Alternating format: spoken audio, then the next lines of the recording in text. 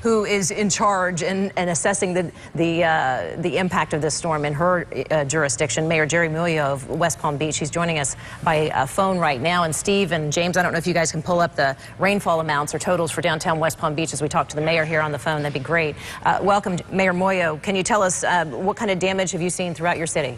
Well, hi, Shannon.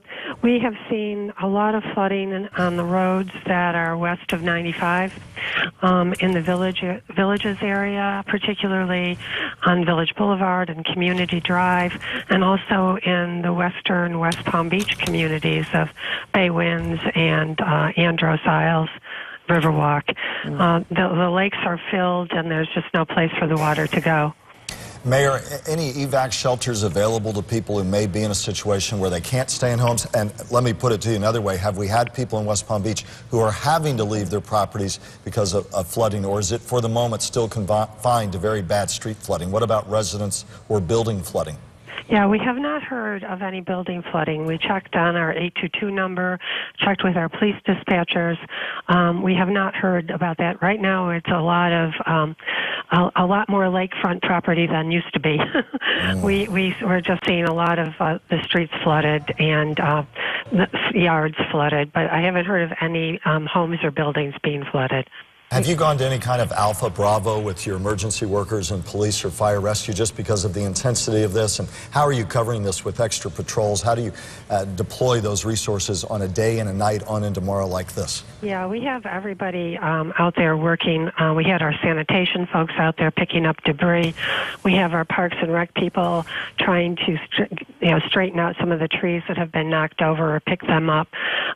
We have our water department who's going out with these big vacuum trucks that are trying to vacuum up the water in certain intersections so that we can get it out of there. We've also talked with the South Florida Water Management District, and they're allowing us to redeploy some of the water in grassy waters so that we can bring the water in from the flooded areas into grassy waters. You know, we've had so much rain, thankfully, this season that grassy waters is filled. So we need to make room for the water that's out there on our streets to bring that in. And we've gotten special permission to do that. Mayor, I'm going to bring in Steve Weigel because he has some rainfall totals for your city. They're up to the minute. Steve, what did you find? Well, around West Palm proper, like 95, and around Okeechobee Boulevard and the City Place area, it looks like 7 to 8 inches. But down around the fairgrounds and along the turnpike, we have 10 and 11-inch bullseyes. Right. These are Doppler estimates, but they match with some of the ground-based rain sensors that we've seen the last 24 hours. The heaviest rain, look at that swath that is back just west of Wellington, 15 inches of rain. And I just had a report from, we have a farmer, a very good friend who just lives west of Wellington, and he was reporting about 12 to 13 inches of rain. So these match what we're getting on the ground. And so for West Palm, it appears to be anywhere from about 7 to 10 and 11 inches so far.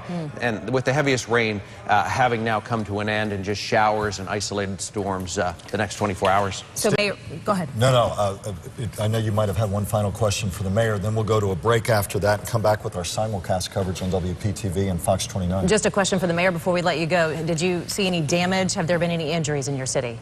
Not that we're aware of any injuries, but, you know, the streets are pretty flooded. Sure. And, you know, we're hoping that there's minimal damage. We're just trying to get rid of that water. Mayor Jeri Muoio, the mayor of West Palm Beach, we thank you for taking time to join us. Our simulcast coverage on News Channel 5 and Fox 29 continues in just one moment.